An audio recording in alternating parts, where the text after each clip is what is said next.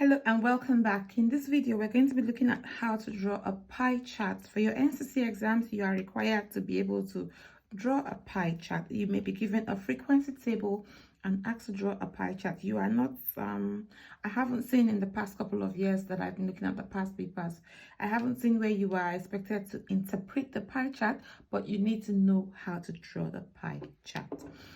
For this lesson, you would need a pencil, you will need a rubber, you would need some protractor and compass.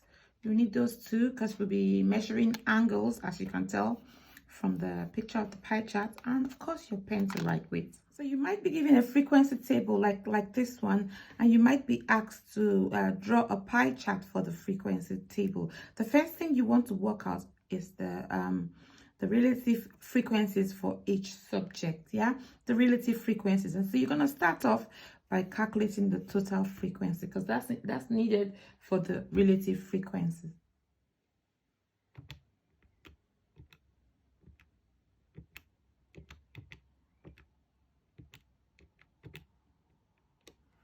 So that would give me 30. On here, I'm going to have 30. Now, the relative frequency is like you calculating how often something happens with respect to the total number of possibilities. So for the first one there, I'm going to leave a little definition for you first before we start to work them out. So the number of possible outcome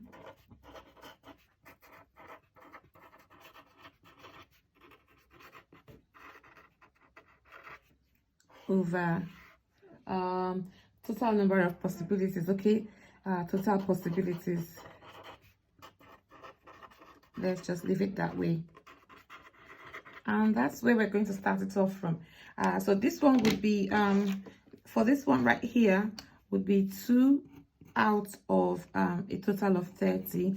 This would be 8 out of 30.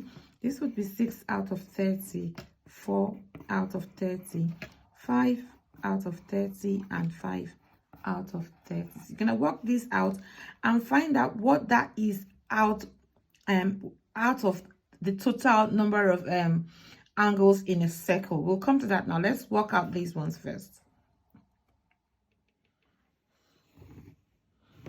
Let's start with 2 out of 30.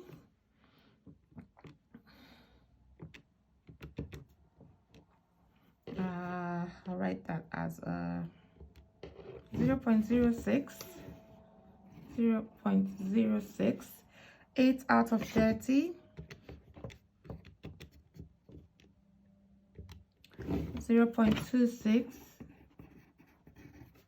6 out of 30,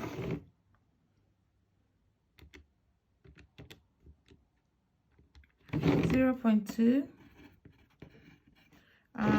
4 out of 30, 0.13, 5 out of 30, 0.16, and the last one would be 0.16 as well. And whatever you get here, you've got to multiply it by 360, because of course you know that the total angles in a circle add up to 360 degrees. So you're finding out what that fraction is, what this is as a fraction out of 30 of 360 degrees.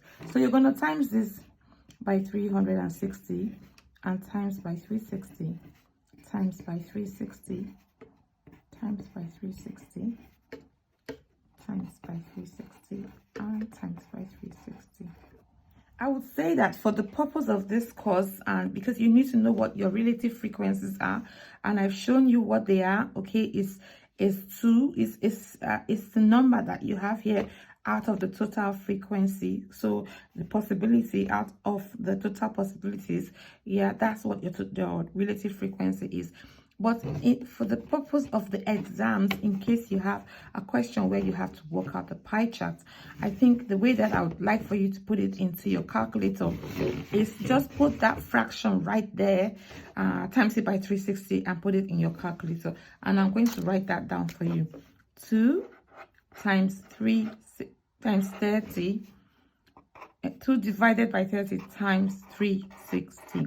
Put that into your calculator, and that should give you the correct answer that you want to use to calculate your pie chart.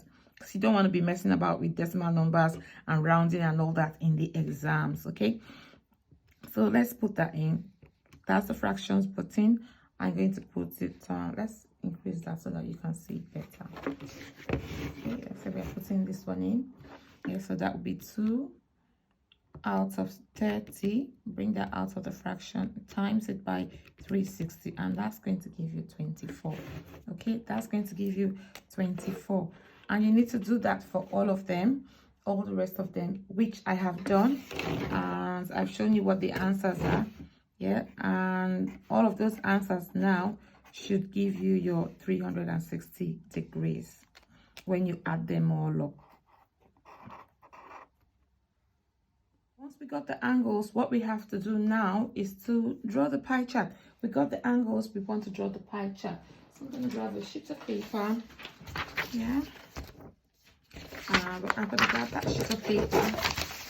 And I want to try and using some math equipment. Yeah, I'm going to make a nice, and you should be able to do this now. I'm going to make a nice circle, nice big circle. I don't want to be economizing because I want to be able to see my angles clearly. Okay, so there we are. I've got a nice big circle. I have to make sure that I know where the origin of my circle is. I take note of it. And the first step would be to draw a radius. And of course, you know what a radius is. Step 1, draw a radius. Okay, once you got that first radius, yeah, which starts from the center or the origin of that circle to the circumference, yeah, then you can then come in with your protractor, okay, and measure out the first angle, which is 24 degrees. You have to be careful with this one because you know that there are 2 sets of measurements going on, so you want to make sure that you're starting off from 0. So you go off to 24 degrees. I think this is 25, so 24 should be that one right there. Yeah, and then you mark it and you join it up.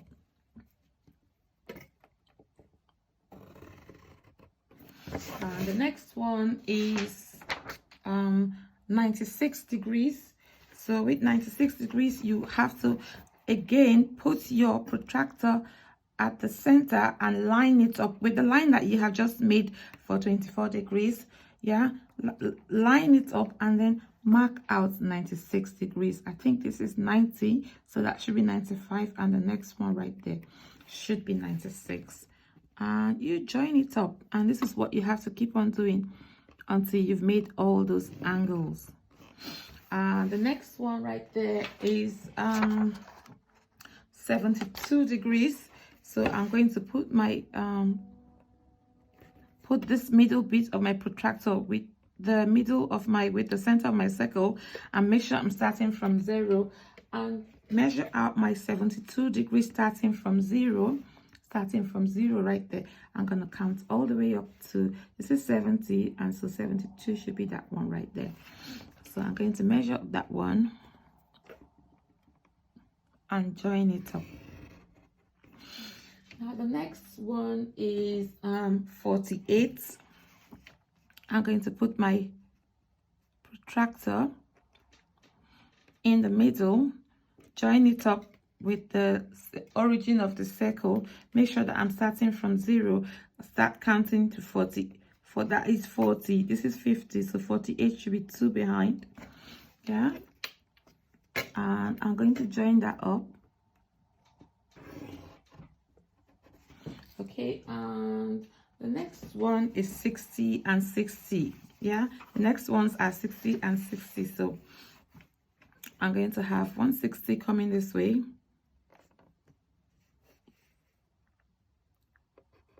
And that last one right there should be 60 as well. Okay, and that's it done. For any type of graphical work like this one, you are allowed plus or minus 2 points off. Yeah, plus or minus 2 points off. So if you were supposed to measure, let's say you are supposed to measure 60 degrees, you're allowed to, if it goes over 60 by 2 or minus 2, plus or minus 2, then that would be all right for me. So all you have to do now is to label your pie chart. Let's say you got favorite subjects.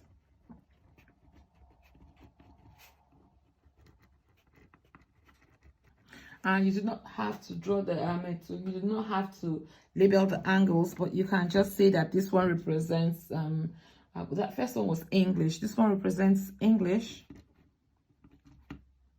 This one represents maths, the popular subject. This one represents physics.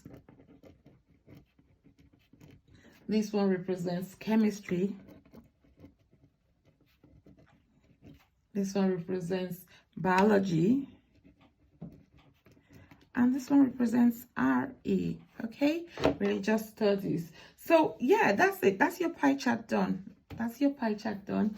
That's the table. Let me just shoot that in a little bit for you so you can see what that looks like. That's the table that was used to create that pie chart, okay? So that's what it looks like on a pie chart. If I use a color, different colors now, you will see that this will stand out a bit more, but you're not expected to do that in the exams. That's for like yeah, if you want to, if you have plenty of time. You know, your exams, you don't have plenty of time, so you have to decide what you spend your time on. Okay, don't spend your time doing something that is not going to give you any marks. Okay, so that's it for pie charts. Thank you for watching, and I shall see you in the next one. Make sure that you're on Moodle, Weybridge Moodle, and you're doing all the activities that have been set out for you to do on there, okay? You need to know how to calculate the relative frequencies. You do not need to use them in calculation, but I showed you just so that you know how to do it. But this is how I expect you to put it into your calculator so that you can get the correct answers in the exams.